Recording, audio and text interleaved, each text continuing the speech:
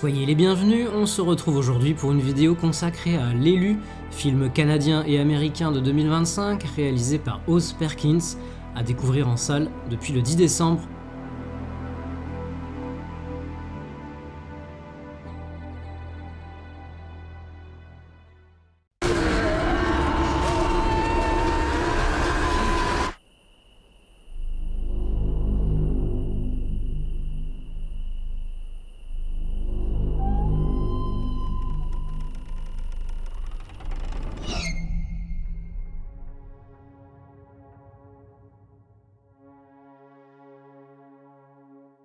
Il avait fait l'actualité en février, il revient nous en remettre une couche en toute fin d'année.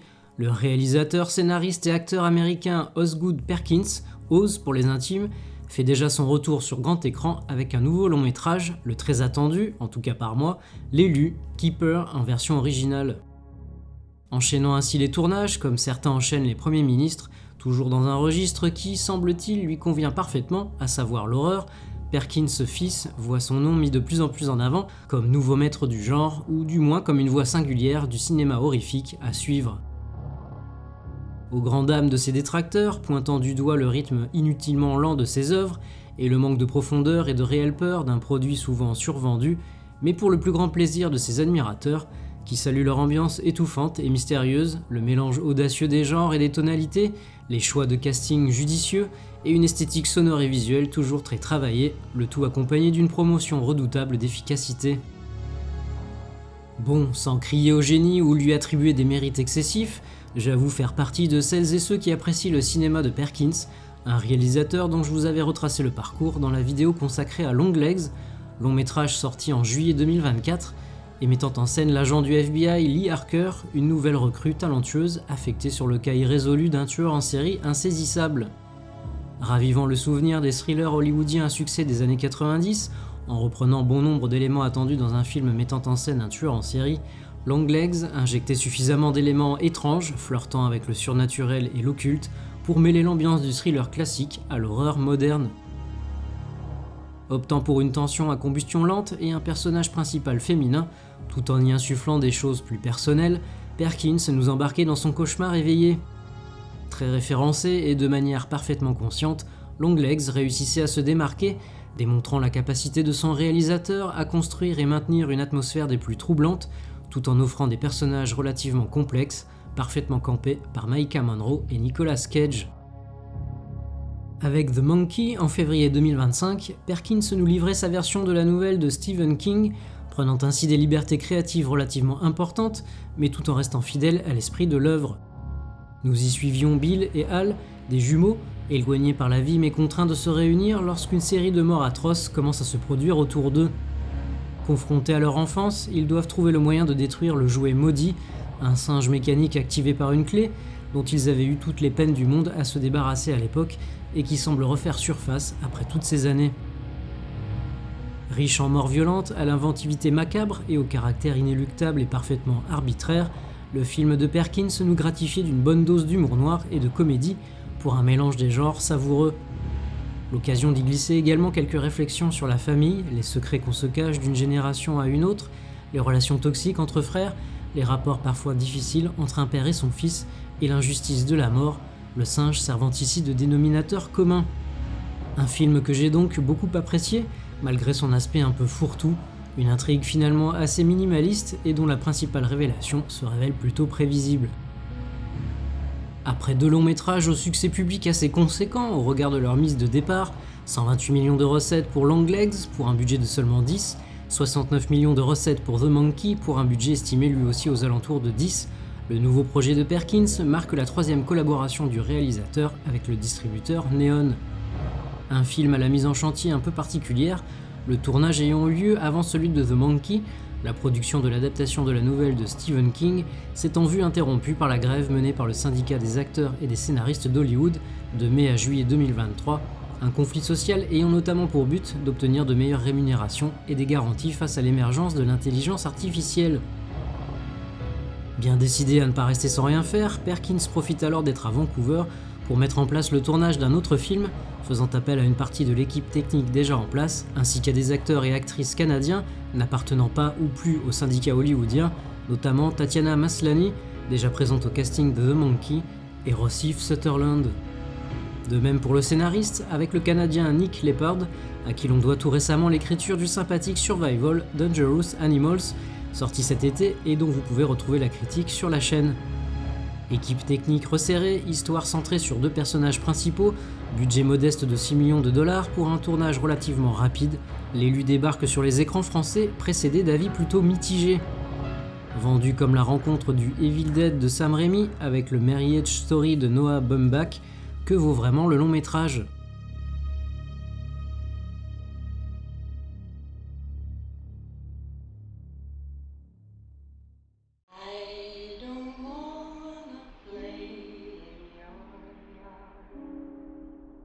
Pourquoi il faut toujours que ça s'arrête ? Existe-t-il un moyen de faire perdurer l'amour ?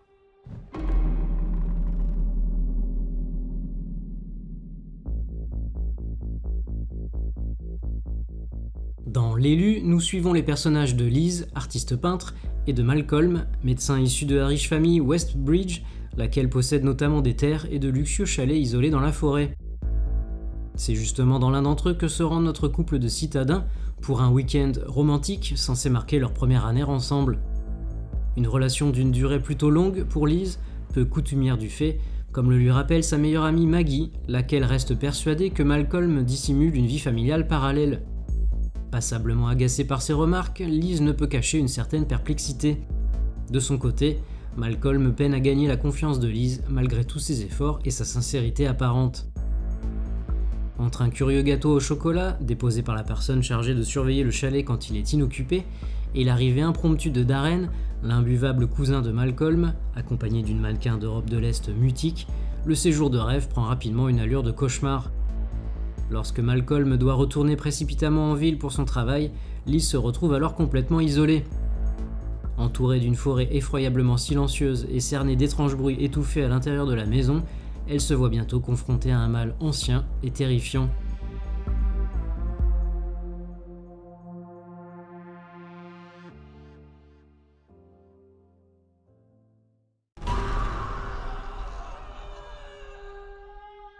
Est-ce que je connais vraiment cet homme ? Lorsque je ferme les yeux, est-ce son visage que je vois ?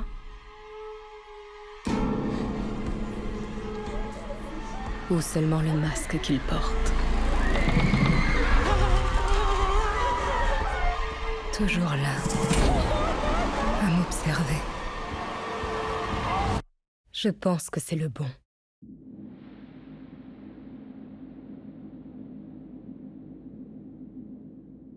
The Companion, film d'ouverture du dernier festival de Gérard May, mettant en scène une histoire d'amour d'un tout nouveau genre lors d'un week-end dans un somptueux domaine, jusqu'à plus récemment Together, dans lequel un couple, parti s'installer à la campagne, est mis à rude épreuve par une force surnaturelle, les relations amoureuses semblent en prendre un sérieux coup cette année, surtout quand on choisit de s'isoler. Autant dire que les prémices de L'élu n'annonçaient rien de particulièrement original à se mettre sous la dent, le film n'ayant toutefois, me semble-t-il, aucune prétention de l'être. Et si on n'attend pas forcément de chaque œuvre qu'elle renouvelle le genre ou les genres qu'elle aborde, une bonne exécution et un propos pertinent peuvent déjà amplement suffire à l'apprécier. Et c'est bien ce que j'y ai trouvé. Une fois de plus, Perkins parvient à instiller de l'étrangeté dans chacune des scènes qu'il propose, reposant moins sur des jumpscares artificiels et éculés que sur son savoir-faire en termes de plongée du public dans le malaise. Décor, montage, cadre, photographie, dialogue et casting, tout concourt à l'inconfort de la situation et au mystère qui s'y rattache. Les allergiques du cinéma de Perkins ne devraient guère changer d'avis, le réalisateur optant comme à l'accoutumée pour une combustion lente, les événements horrifiques se précipitant dans le dernier tiers.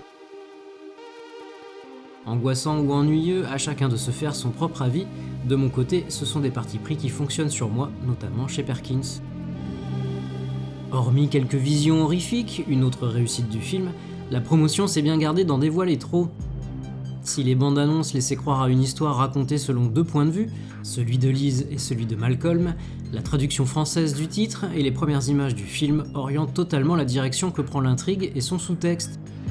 Sans spoiler l'histoire et sa résolution, c'est bien au tour du personnage principal féminin, que va se resserrer l'étau de ce huis clos à l'atmosphère étouffante, l'horreur jaillissant des zones d'ombre d'une relation où chaque geste ou regard devient source de menace.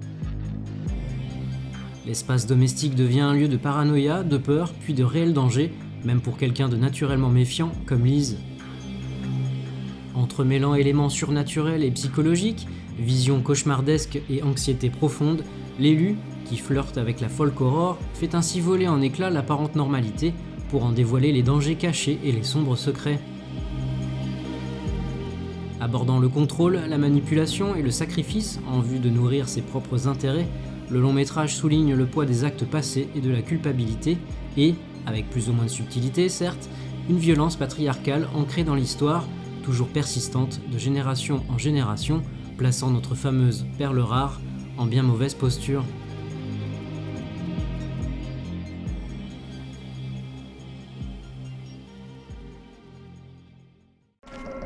Lise. Est-ce que je connais vraiment cette femme? Lorsque je ferme les yeux, est-ce son visage que je vois? Ou seulement le masque qu'elle porte? Toujours là, à m'observer. Je pense que c'est la bonne. Ce sera tout pour ce qui est de la dernière vidéo de l'année. Que vous appréciez ou non le cinéma de Oz Perkins, eh bien réjouissez-vous ou pleurez, puisqu'il sera déjà de retour en 2026 pour un long métrage intitulé The Young People, au casting duquel nous retrouvons notamment Nicole Kidman, Lola Tung, Heather Graham, Johnny Knoxville et Tatiana Maslany, encore elle. Le projet sera toujours distribué par Neon, mais également cofinancé par Neon, le studio ayant signé un accord avec la société de production de Perkins. Déjà une de mes plus grandes attentes. D'ici là, je vous souhaite de passer une très bonne fin d'année.